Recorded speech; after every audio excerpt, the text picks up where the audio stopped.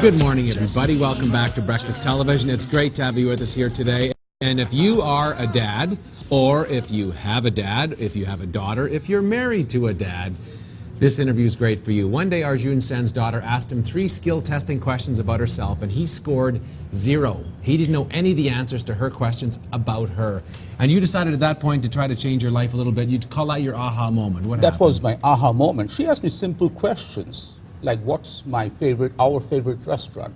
What's the most fun thing we have done? And I just did not have an answer to these. And what was scary was I tried to lie. Just like in the corporate world, if you defer things, it just goes away. So I told her things like, Raka is my daughter's name. Baby, I'll spend more time with you. We were in Louisville, I'd take you back to Denver. And that's the time the little girl came and poked me, she was 8, and said, Dad, I love you. Don't lie to me. And that was the moment where I hit an all-time low. It was not acceptable. And that's the time I decided just to quit cold turkey and see what's on the other side. Now, your story is a classic, I would say, North American male story, right? Where you're working hard at your career, you're putting in all kinds of time, you're starting to climb the ladder, you're becoming more and more successful, and you realize that it's not the success you're after. It's not, because you start measuring when you become 65, 70 years old. How do you measure wealth? Right now, this coming weekend, it will be 43 weekends before my daughter goes to college. Okay. The number itself makes me realize that's the only thing I have in my life which is counting down. And I have to appreciate and enjoy every minute of these, because once they're gone, they're gone. So that's the new value. So here you said, I am going to move to Denver. I'm going to give up this. And it was a high-profile, high-paying job with a big multinational company. You leave that, you move to Denver to spend time with her. Tell me the story where she catches you watching TV during the afternoon. So once we start consulting, business is zero, of course, and now we are partners. So we have decided that she's part of the board. So every day I have presentations. One day she comes and I'm watching TV. She turns the TV off and says, Dad, how can you watch TV? It's work time. I agree. A few days later, I would turn the TV off, okay, before she came in. So one day she comes in, looks at me, I had the lying dad look. She touches the TV and says, Dad, I can't believe you are still breaking the rules and you're lying about it, okay? But the solace I found was from where I was to where I'm going, at least I'm making progress because I'm lying a little less. Because that's the big aha for me, was getting into that kind of, I say corporate addiction. Sure.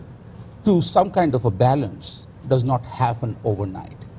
It just takes a little bit of a time. And for me, I'm so fortunate to have this amazing, charming coach who never gave up on me. Children never give up. Mm-hmm. And that's the most amazing thing I enjoy every day. And this book originally was a Christmas present. Explain what it was. So 2007, Christmas Eve, I had written this for my daughter. Of course, we are both very impatient. We opened it Christmas Eve, and we went through the whole book together that night. The sad part was, it made me reiterate facing her. Hundreds of times I've let her down. And that's very painful. Mm. Since then, by the way, the book was initially, I called it Raising a Daughter. Halfway through, I realized it's not the daughter, but the goofball, me, who needed to be raised. After that, we have decided, to omit some of the private stories. Those were there. The journey of the book for me is just to touch one more person. Okay? Right.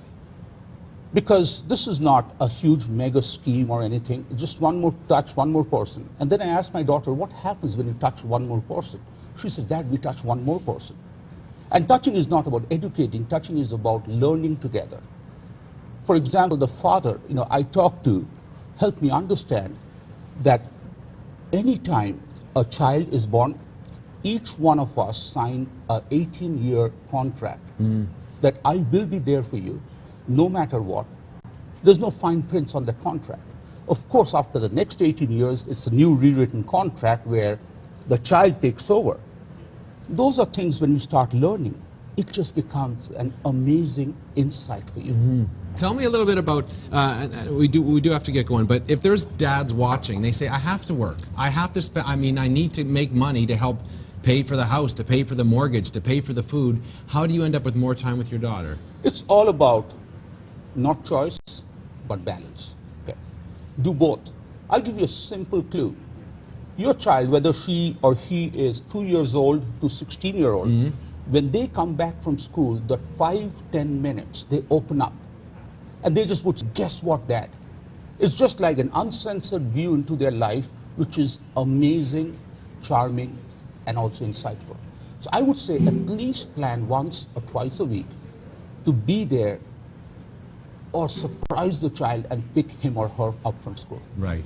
It's the most fun and rewarding thing you've ever done. The book is called Raising a Farmer. I know Barnes & Noble has it online. There's lots of places you can get it. And if you want links to Arjun's website, go to breakfasttelevision.ca. We'll get the whole thing. The book that is changing lives, it's called Raising a Father. Thank you so much for being Absolutely. here. It's a pleasure. Thank you. Pleasure to have you with us here today. We are going to go for a break. When we come back, we're going to talk about the largest crib recall in North American history and what you need to know about it after this.